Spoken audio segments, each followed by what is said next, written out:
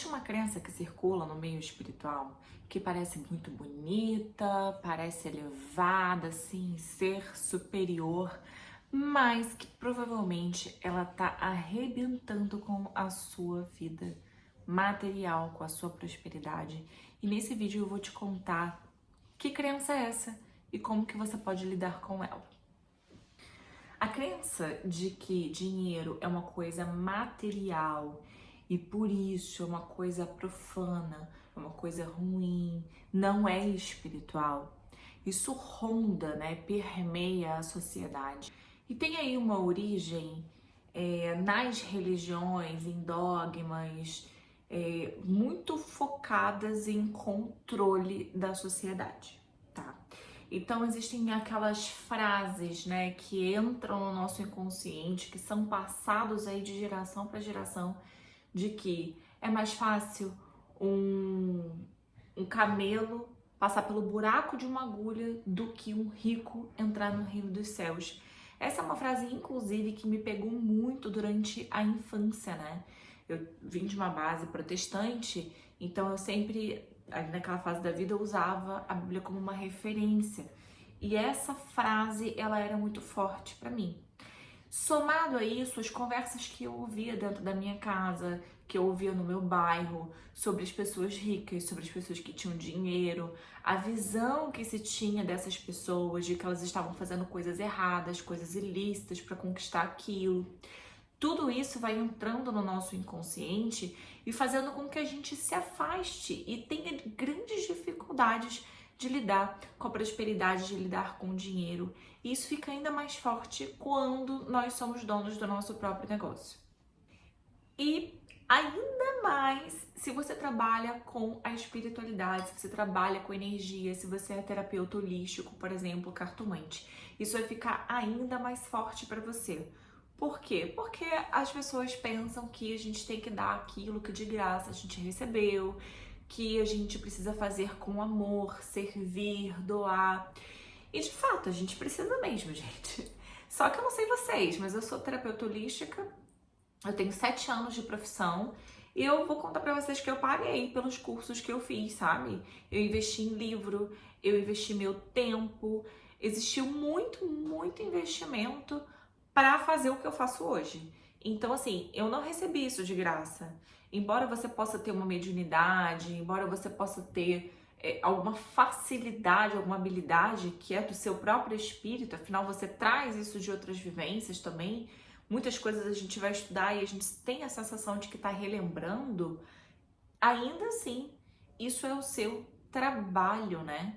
Então, quando a gente fica com essa ideia de que o servir e tudo isso tem que ser uma caridade, fica muito complicado para o nosso lado.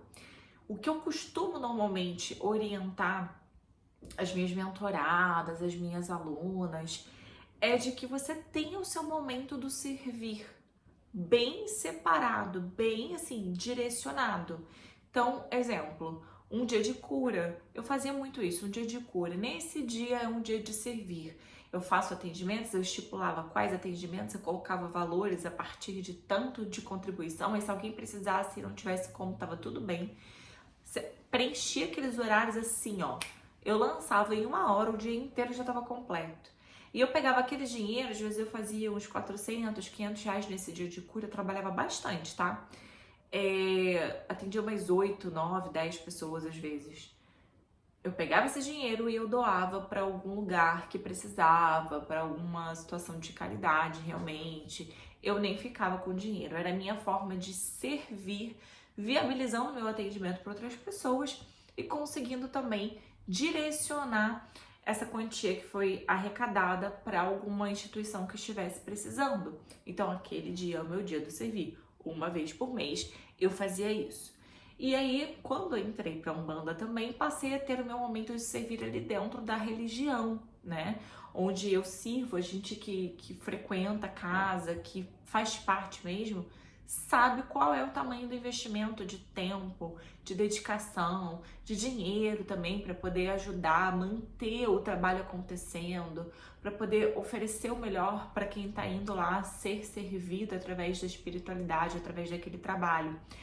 Então, A hora do servir é a hora do servir, a hora da caridade é a hora da caridade, a hora do seu trabalho, você precisa conseguir cobrar pelo seu trabalho, tá? Eu coloquei até uma cola aqui para eu não esquecer de falar nada, que eu separei, que é super importante pra gente conversar, porque esse é um assunto muito sério, que precisa ser visto com muita seriedade, tá?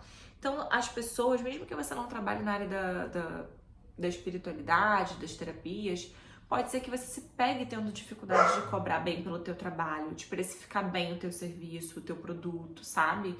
De valorizar o seu tempo, valorizar a sua hora. Às vezes não é nem trabalho, mas às vezes você tem dificuldade de dizer não pra tua família. Às vezes você tem dificuldade de falar não dá.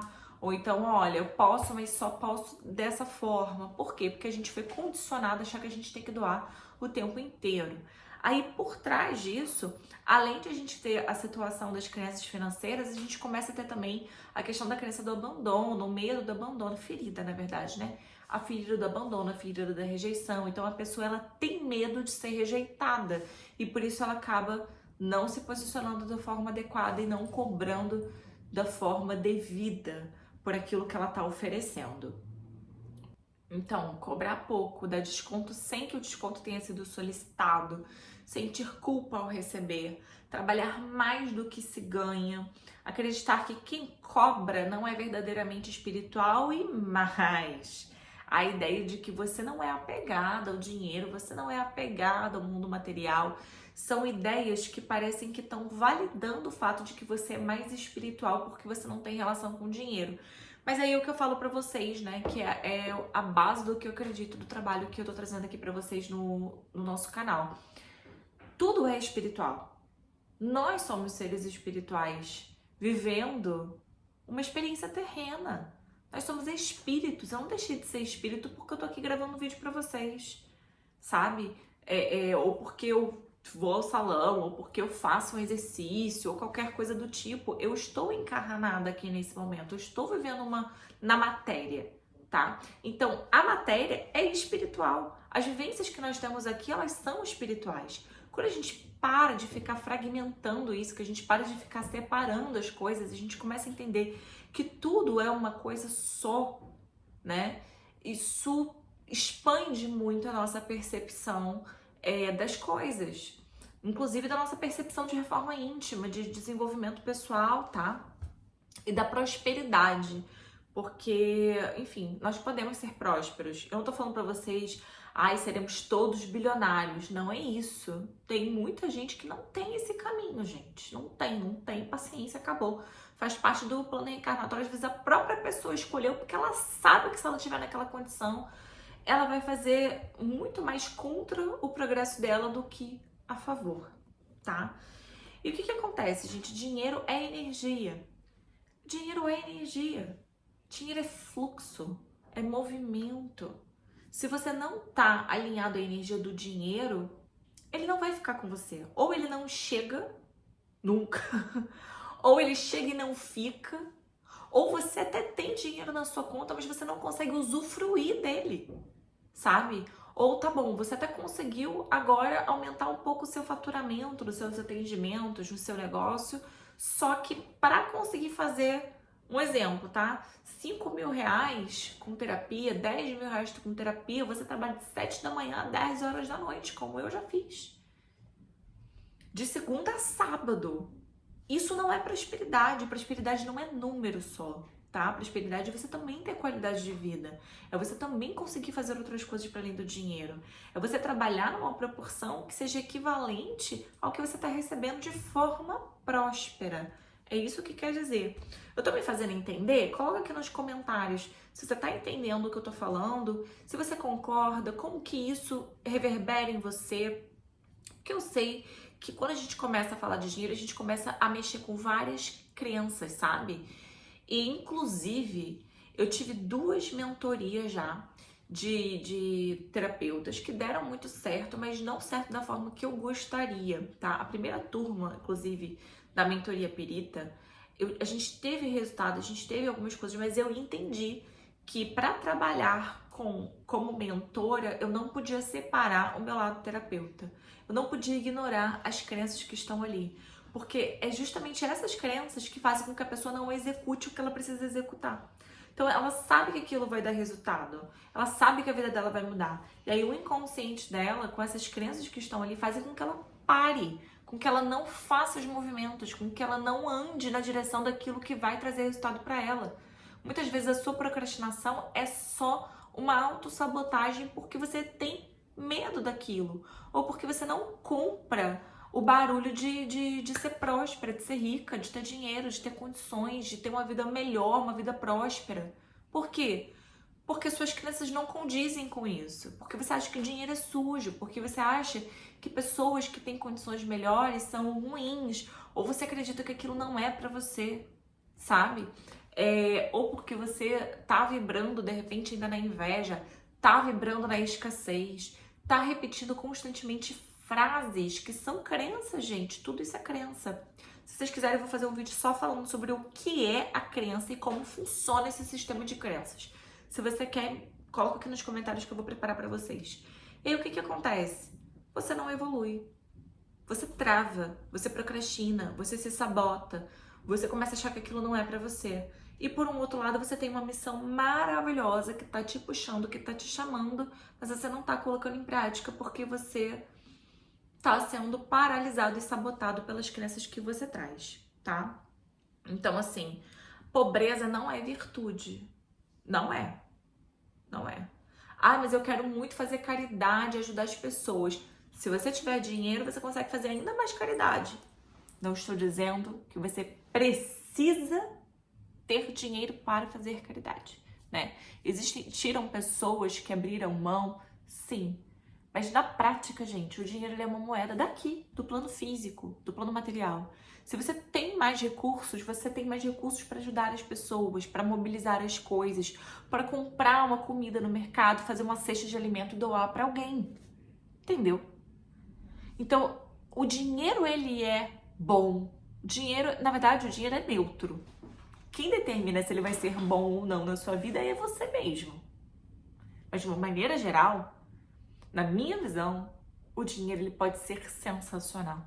Ele pode fazer com que a gente transforme a vida de muito mais pessoas, sabe? Então, começa a se perguntar o que você acha do dinheiro, o que você pensa sobre o dinheiro, quais são as suas percepções sobre isso, porque com certeza isso está relacionado com os resultados financeiros que você tem hoje. E o que muda, né, quando você ressignifica essa crença? Porque tá, Mari, como que eu faço? Então, eu já identifiquei, eu percebi alguns desconfortos enquanto você estava aqui falando, pensei sobre isso e realmente eu tenho crenças, meus resultados estão ruins. Como eu mudo isso? Como que eu melhoro? A gente precisa reprogramar essas crenças. Então, a gente precisa pegar essas crenças que são negativas, que são ruins e começar a reforçá-las de uma forma positiva. Existem algumas maneiras de reprogramar crenças, existem técnicas específicas que são utilizadas para isso. Existe isso, inclusive, dentro de várias técnicas terapêuticas, dentro do coaching, de várias áreas diferentes, tá? Mas uma das maneiras que eu vou falar para vocês aqui, que vocês já podem começar a fazer agora que você está assistindo esse vídeo, é a repetição. Então, se você repete constantemente uma frase que é ruim, que é negativa, como até uma que eu ouvi hoje, pobre não tem um dia de paz. Parece engraçado, parece provocativo, mas vamos lá.